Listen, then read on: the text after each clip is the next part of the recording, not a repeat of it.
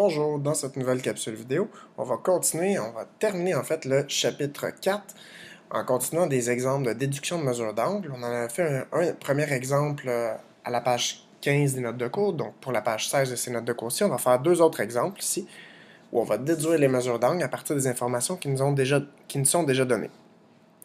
Donc la première chose à faire, comme on a fait pour l'autre exemple, on va aller faire ressortir les informations dans ma figure. Donc, sachant que la mesure de l'angle ABH est de 110 degrés, donc la mesure de l'angle ABH est de 110 degrés, c'est cet angle-là ici, l'angle ABH qui mesure 110 degrés, et que la mesure de l'angle ECK, est de 10 degrés, ECK, cet angle-ci, est de 10 degrés. Trouve la mesure de l'angle DAE. Donc, je cherche la mesure de mon angle DAE. Quand je cherche la mesure de mon angle, c'est important de venir faire ressortir. C'est cet angle-là ici que je viens chercher la mesure. Donc, la mesure de l'angle DAE. On nous donne aussi comme information que KC, c'est la médiatrice de BG. Donc, KC, qui est ici, c'est la médiatrice de BG. Si c'est la médiatrice, ça veut dire qu'elle est au milieu. Donc, ça, c'est la même mesure que ça ici. Et qu'il est à angle droit. Donc ici, j'ai un angle de 90 degrés. Je ne me servirai pas ici de les mesures, le fait que ça, c'est la même mesure que ça, mais le 90 degrés va m'être utile. Et je sais que IF est parallèle à HG. Très important, cette information-là. Donc, IF est parallèle à HG. Donc, quand j'ai des droites parallèles, c'est important de les faire ressortir pour bien voir mes angles qui sont alternes internes, alternes externes et correspondants. Donc, j'y vais. Donc, ma stratégie ici, je cherche la mesure de mon angle DAE. Je peux remarquer que j'ai ici un triangle, mon triangle ABC. Ce qu'il faudrait que je fasse, c'est que j'aille trouver la mesure de mes deux angles ici à la base de mon triangle ABC, que je vais mettre ici en couleur, je vais le mettre en orange. Donc, mon triangle ici ABC. Si je viens trouver la mesure de mes deux angles ici à la base, mon angle B et mon angle, ici l'angle ABC et l'angle ACB, ben, je pourrais trouver mon angle ici BAC, qui est aussi l'angle DAE. Donc, la mesure du haut de mon triangle, dans le fond, de mon angle en haut du triangle. Donc, pour aller trouver ça, ben, je vais commencer par venir trouver ici mon angle ici. Ben, je sais que ça va être 80 degrés. Cet angle-là ici, qui est l'angle que je peux nommer avec trois lettres, l'angle ECB, par exemple, ou BCE, mesure 80 degrés. Pourquoi? Parce que mes deux angles ici sont complémentaires. Je sais que ça fait 90 degrés, étant donné que j'ai la médiatrice ici. Donc, mes angles ici vont être complémentaires parce qu'ils font 90 degrés. Je sais que ces deux angles-là ici sont adjacents supplémentaires, adjacents parce qu'ils sont voisins, supplémentaires parce qu'ils forment un angle plat. Donc, si j'ai 110 degrés ici, je vais avoir 70 ici pour que ça fasse 180 degrés. Et maintenant, je sais qu'en tout, il faut que ça me fasse 180 degrés dans mon triangle orange, donc dans mon triangle ABC. J'ai 70 degrés ici, 80 degrés ici, ça fait 70 plus 80, ça me fait 150 degrés. 70 plus 80 me donne 150 degrés. Donc, excusez-moi, c'est pas très bien écrit. Donc, si j'ai 150 degrés déjà ici avec ces deux angles-là, il me reste 30 degrés ici pour que ça fasse 180 degrés. Pourquoi? La justification, c'est que la somme de mes trois angles donne 180 degrés, puisque ça forme un triangle. Donc, je vais aller écrire ça dans mes notes de cours.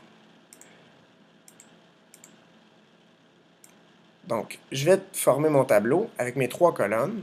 Donc, la première colonne, c'est toujours pour l'angle, la deuxième colonne pour sa mesure, et la troisième colonne, quelle justification nous a permis de trouver cette nouvelle mesure d'angle.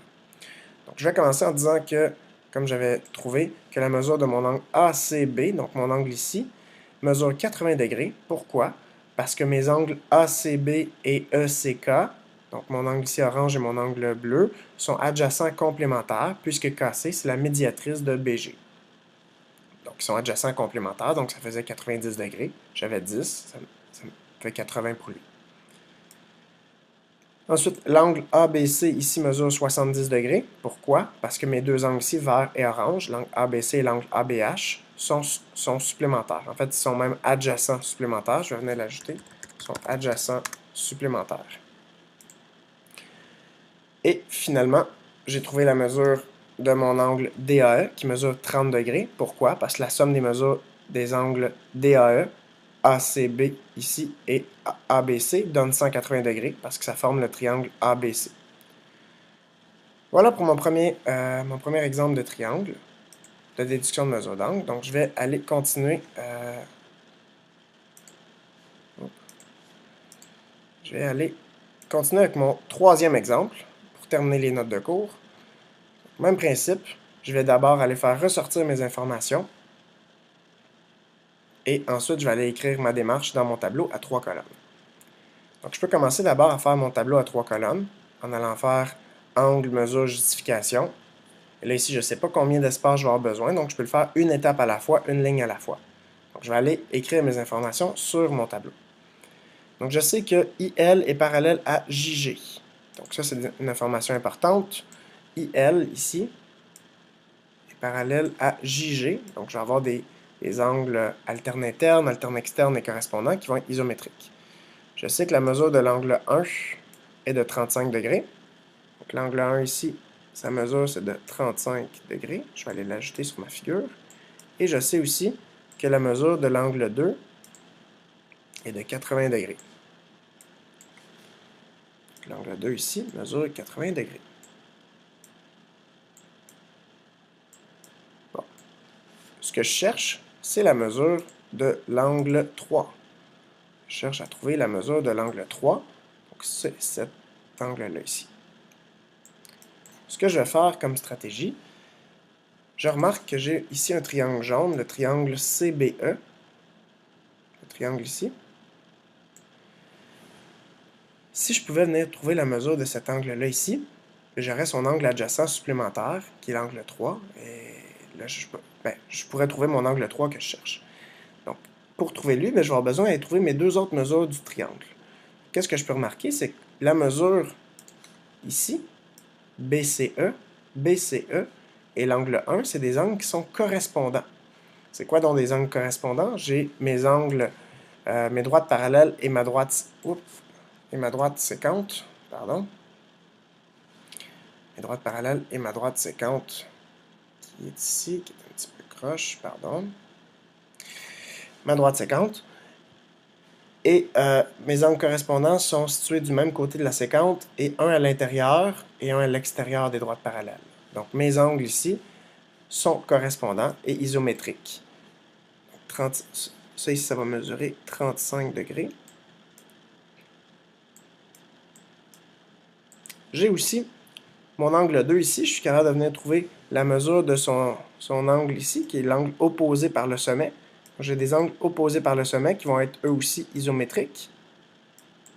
Je vais mettre deux petits traits ici pour dire que ceux-là sont isométriques. Et ici, j'ai mis un petit trait pour dire que ceux-là sont isométriques. Donc celui-là va mesurer lui aussi 80 degrés. Ma justification, ça va être de dire que mes deux angles ici en orange sont opposés par le sommet. Finalement, si j'ai 35 degrés et 80 degrés, je peux aller trouver la mesure de mon angle ici, mon angle CBE, qui complète mon triangle. Donc j'ai 35 degrés. Avec 80 degrés, ça va me faire un angle total de 115 degrés. Et puisque ça me prend 180 degrés en tout pour faire un triangle, les trois angles de triangle donnent toujours une somme de 180 degrés. Ça veut dire qu'il va me rester 65 degrés pour la mesure ici de mon angle. 65 degrés. Et finalement, je cherche ici mon angle qui est adjacent supplémentaire à celui de 65 degrés. Donc je fais 180 moins 65 degrés. Je retrouverai celui que j'avais avant qui était 115 degrés. 180 moins 65 me donne 115 degrés, qui est la mesure que je cherche. Donc je l'ai fait ici en 4 étapes. Première étape, j'ai trouvé ici l'angle bleu. Deuxième étape, j'ai trouvé l'angle orange. Troisième étape, j'ai trouvé l'angle noir. Et ensuite, finalement, j'ai trouvé l'angle rouge. Donc, je vais séparer ici, je vais trouver 4 étapes. Première étape, c'est l'angle BEC. Bon, je ne l'ai pas fait dans le même ordre ici, mais bon, ça revient au même ici. C'est pour ça que j'avais écrit dans l'autre page avant. J'ai fait les 2 premières étapes dans le désordre, mais peu importe. J'ai trouvé ici mon angle BEC qui mesure 80 degrés. Pourquoi? Parce qu'il est opposé par le sommet à l'angle 2. J'ai l'angle BCE ici qui mesure 35 degrés. Pourquoi? Parce qu'il est correspondant à l'angle 1. C'est des angles correspondants. J'ai ensuite l'angle CBE qui mesure 65 degrés parce que la somme de mes 3 angles du triangle ici, l'angle CBE, l'angle BEC et l'angle BCE donne 180 degrés. Ça forme le triangle BEC. Et finalement, j'ai l'angle 3 qui mesure 115 degrés parce qu'ils sont adjacents complémentaires. Il est adjacent complémentaire, l'angle 3 avec l'angle CBE. Donc voilà, c'est comme ça qu'on va toujours faire à chaque fois qu'on déduit des mesures d'angle. On met les informations et on forme le tableau en 3 colonnes en justifiant bien chacun des énoncés, chacune des mesures d'angle qu'on trouve. Merci.